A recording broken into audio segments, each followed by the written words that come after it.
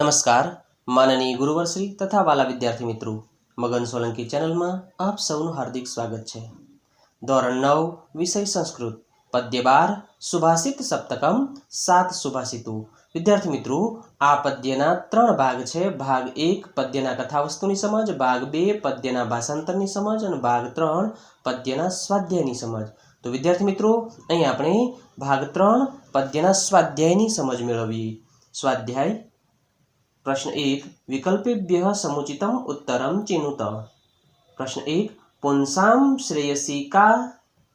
ए सन्निधिः, B संहतिः, सी संगतिः, D सम्मतिः। उत्तरं B संहतिः। पुंसां Shreyasi संहतिः। बे न हेक पक्षो खाली जग्या प्रयाति। ए रथः, बी अश्वः, सी विहगः, डी मत्स्यः। उत्तरं सी विहगः। 3 मेघसमं किं न अस्ति? ए तोयं, बी बलं, सी तेजः, डी धन्यम्। उत्तरं तोयं। 4 कुलसद्मनि कः दीपः? ए सत्पुत्रः, बी शिक्षितपुत्रः, सी आत्मजः, डी शूरपुत्रः। उत्तरं सत्पुत्रः। ए सत्पुत्रः। 5 केषां नराणां कृते किमपि असाध्यं नास्ति? ए साहसिकानां, बी नास्तिकानां, सी सोत्साहानां, डी धनिकानाम्। उत्तरं सी सोत्साहानां। तो विहगः शब्दस्य पर्यायी शब्दः कः? ए विटपः, बी तथापि, सी खगः, डी एकपक्षः। उत्तरं सी खगः। 7 सुभाषित सप्तकम पद्यमां पाणी माटे कयो शब्द वपरायो छे? ए तोयम, बी वारी, सी जलम, डी सलिलम। उत्तरम ए तोयम। प्रश्न 2 एक वाक्येन संस्कृत भाषया उत्तरं लिखत। 1 कानि पंच शनैः शनैः भवन्ति? उत्तरं पंथाः, कन्थाः, पर्वतलङ्घनं, विद्या, वित्तं च एतानि पंच शनैः शनैः भवन्ति। 2 कीदृशाः तण्डुलाः कदापि न प्ररोहन्ति? उत्तरं तुषैः परिभ्रष्टाः तण्डुलाः कदापि न प्ररोहन्ति। 3 खन्यमाना भूमिः किं ददाति? उत्तरं खन्यमाना भूमिः तोयं ददाति। 4 पात्रं कः नैव तापयति? उत्तरं सत्पुत्ररूपः दीपः पात्रं नैव तापयति। प्रश्न 3 रेखांकित पदानि आधृत्य प्रश्नवाक्यं रचयत। कौंसમાં શબ્દો આપેલા છે કદા, કહ, કિમ, કિમર્થમ। 1 ખન્યમાના ભૂમિ તોયમ દદાતિ। તોયમની નીચે અંડરલાઈન છે। એ તોયમ શબ્દની જગ્યાએ પ્રશ્નવાચક શબ્દ મૂકવાનો છે। ખન્યમાના ભૂમિ કિમ દદાતિ અને પાછળ પ્રશ્નાર્થ ચિહ્ન મૂકવાનું છે। 2 સત્પુત્રઃ દ્રવ્યાવસાન સમયે ચલતામ ન ધત્તે। उत्तरं सत्पुत्रः कदा चलतां न धत्ते। 3 एक पक्षो विहगः न प्रयाति। उत्तरं एक पक्षः कः न प्रयाति। प्रश्न 4 वर्ग सहितम अनुनासिक पदम लिखत। यहाँ उदाहरण आपवामां आवेलुं छे पंडितः ए ट वर्ग अने पंडितः। विद्यार्थी मित्रों अहींया समजवानुं छे प ए शब्दमां अनुनासिक अक्षरनो प्रयोग करवानो छे। जो पंडितः हवे एमां पंडित अण उमेराय छे। जो एनुं कारण शुं तो के प पछी ड छे अने ड जे छे ए ट वर्गनो छे।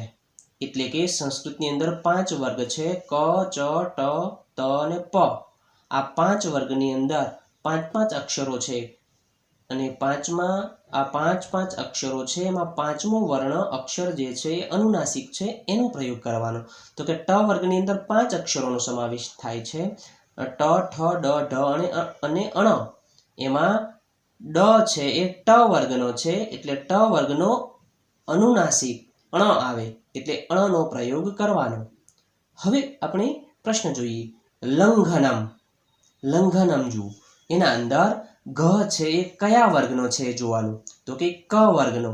કેમ કે ક, ખ, ગ, ઘ અને અંગ, ક વર્ગની અંદર ઘ આવેલો છે, માટે એ ક વર્ગનો અનુનાસિક વાપરવાનો. તો કે ક, ખ, ગ, ઘ અને અંગ, પાંચમો વર્ણ દરેક વર્ગની અંદર અનુનાસિક છે, માટે અંગ વાપરવાનો. લંઘનમ.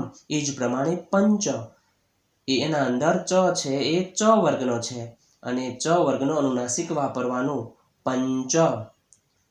ત્યારબાદ 3 બંધુ, એ દ છે એ ત વર્ગનો છે અને એનો અનુનાસિક ન છે, બંધુ.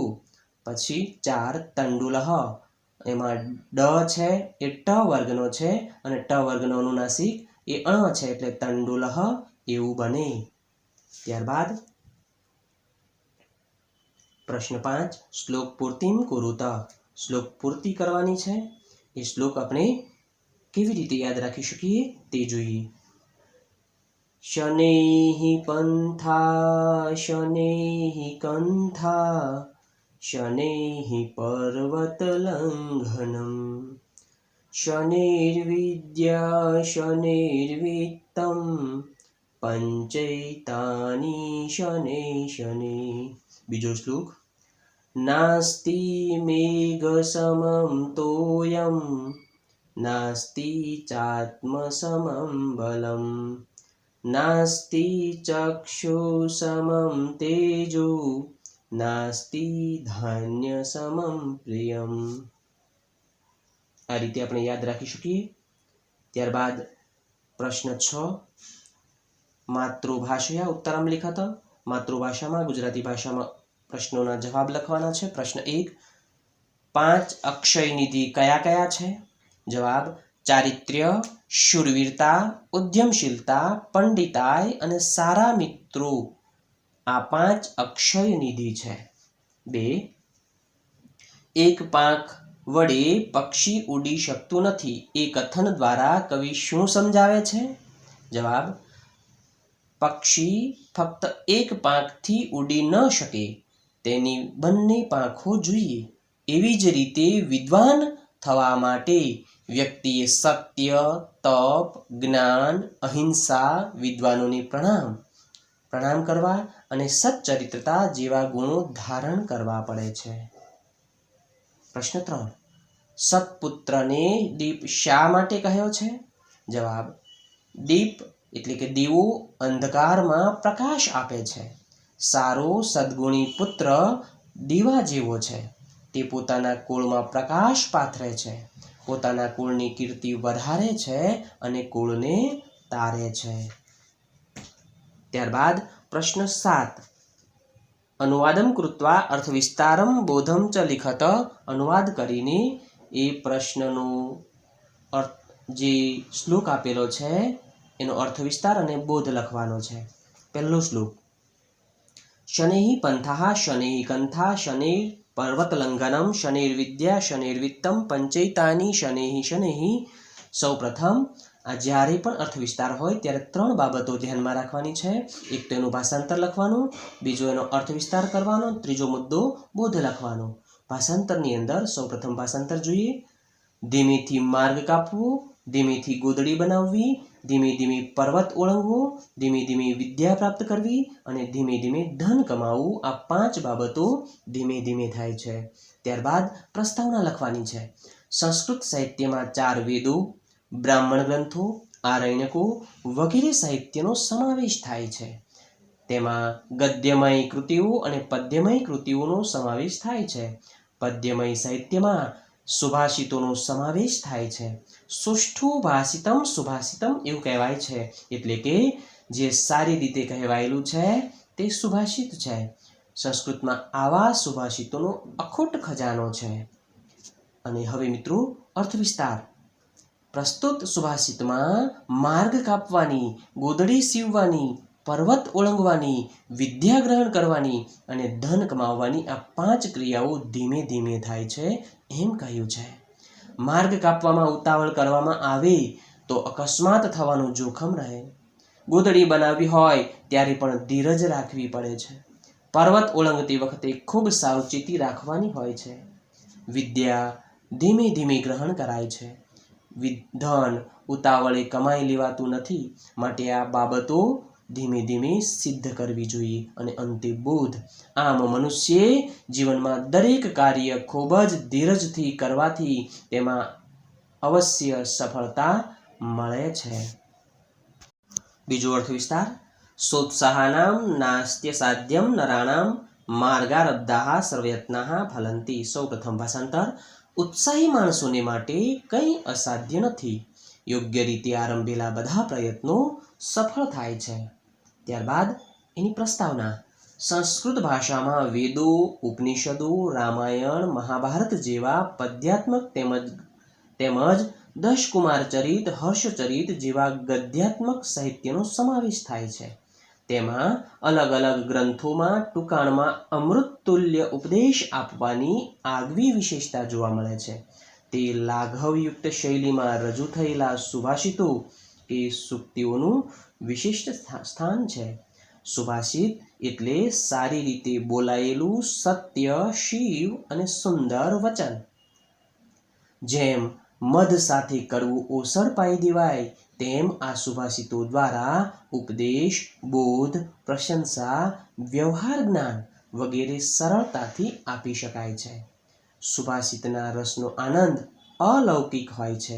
એટલે જ કહેવાયું છે કે સુભાષિત રસની મધુરતા જોઈને દ્રાક્ષનું મુખ મલિન થઈ ગયું, સાકર પથ્થર બની ગઈ અને અમૃત ભયભીત થઈને સ્વર્ગે ચાલ્યું ગયું. અને ત્યારબાદ વિદ્યાર્થી મિત્રો અર્થ વિસ્તાર લખવાનો છે. આ સુભાષિતમાં ઉત્સાહ ઉમંગથી કાર્ય કરનારાઓને માટે બધું જ કાર્ય સહજ સિદ્ધ થાય છે એમ કહેવામાં આવ્યું છે. લાકડું ઘસવામાં આવતા તેમાંથી પણ અગ્નિ પ્રગટે છે અને જમીનને ખોદવાથી એમાંથી જળની પ્રાપ્તિ થાય છે. આ દુનિયામાં ઉત્સાહ અને ઉમંગ ધરાવનાર વ્યક્તિ બધું જ મેળવી શકે છે. આળસમાં રાચતી વ્યક્તિ કશું જ સિદ્ધ કરી શકતી નથી. માટે જ આળસને માણસનો સૌથી મોટો શત્રુ કહ્યો છે. અને અંતે બોધ. સફળતા માટે માણસે કોઈ પણ કાર્ય ઉત્સાહથી કરવું જોઈએ, તો જ સફળતા મળે છે. તો વિદ્યાર્થી મિત્રો, આ વિડીયો આપને અભ્યાસમાં મદદરૂપ બની શકતો હોય તો અવશ્ય લાઈક કરશો, અન્ય વિદ્યાર્થીને શેર કરશો અને હા, સબસ્ક્રાઈબ કરવાનું ભૂલશો નહીં. મગનભાઈ સોલંકી આપનો આભાર માને છે. શુભમ ભવતુ.